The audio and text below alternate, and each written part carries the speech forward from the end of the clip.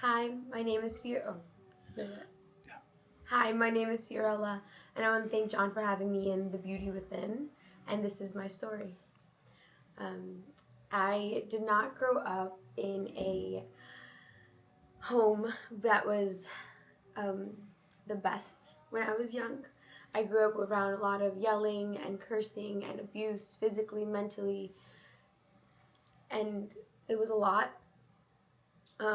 Which, as I got older, it led to me seeking love from men, specifically my ex-boyfriend. Um, Growing up, my dad was very absent, and from childbirth, like wasn't at my childbirth, and he was. It made me feel really rejected, and aside from rejected, it made me feel like I was not loved. And growing up in a home that's super hostile and hard to be around, I didn't know what love actually looked like. Where the Bible says that love is patient and kind, I didn't get the chance to grow up with the patience and the kindness. I felt very abandoned at a very young age. I felt unclaimed. I felt unloved. And I sought for that love in every other place except for God because I didn't grow up in a Christian home. Yet, God is so good because He uses everything in our way to bring us back to that first love, back to Him. This led to me having a boyfriend at a very young age, and even in that relationship, it was as if I set him up for failure because it was a God-sized void that he was trying to fill. It was the love that I needed from a father that I wanted him to fill. And it was very hard for me. It was very hard for our relationship. I was so young as well. But in that relationship, it also brought me a lot of anxiety and depression and a lot of other problems that at such a young age I shouldn't have been experiencing. With me also being the cause of my own anxiety and depression. I went into anxiety and depression around the age of 14, 15, and I had some suicide attempts at the age of 15. I started to cut at a very young age because of a lot of the emotional abuse I endured at my father's hand, emotional and physical, actually. And thankfully, due to some circumstances that occurred, my parents began to go to church, and my dad started to change, and he was able to start a transformation with the Lord and a walk with God that I thought was never going to happen.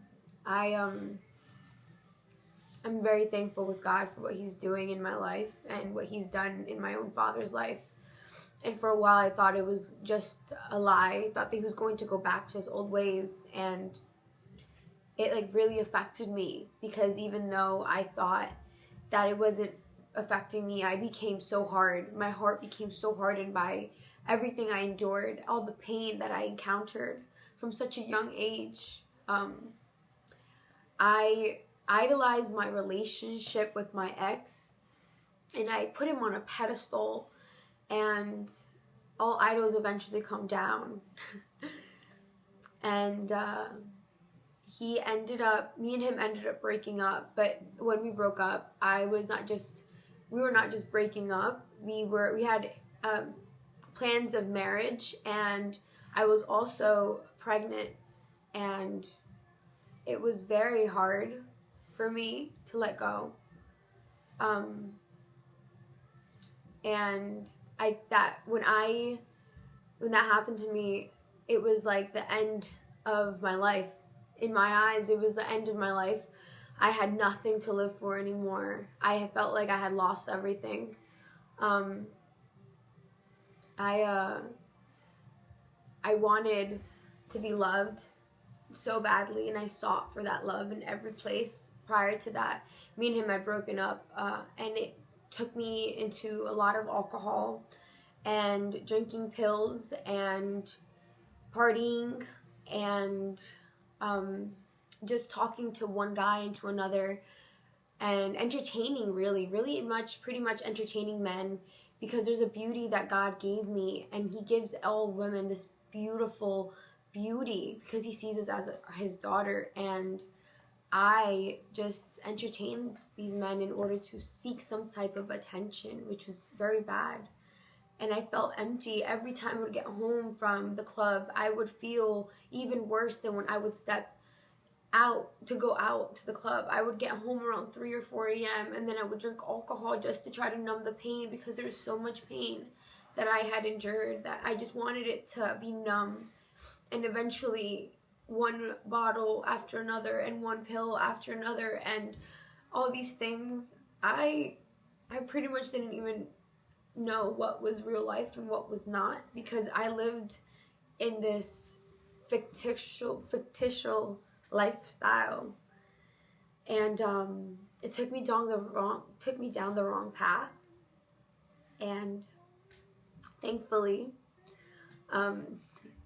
I got back with my ex, and we tried to make things work out, but that's when we ended up breaking up officially for the rest of our lives. And I had him as the first thing in my heart, in my mind. The first thing I would do all day was text him, wake up, call him. He was an idol in my life, and it wasn't until I became a Christian that I understood why God removed him from my life, why God allowed so much to happen. And it was because he had better plans for my life. It was because he has good plans to prosper me. And I had to trust him in that. And it wasn't until January 24th, 2023, when my baby died, because I was also pregnant when we broke up. It wasn't until my baby died that I decided to end my life that day. And because it was the end of what I thought I had, I thought I lost everything. Thought I lost my family, my boyfriend. I didn't have a good relationship with my parents, so I thought I lost that as well.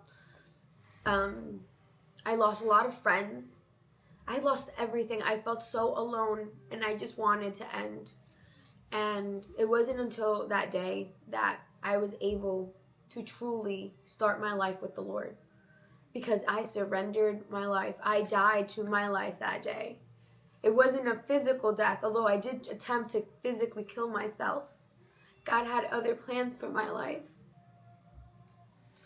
And not only did he have other plans, but he changed my heart. He changed me completely. I don't even recognize the person I once was. It was only by his blood. It was only all by his blood. It's all glory to him that I am here today, able to share this with you guys.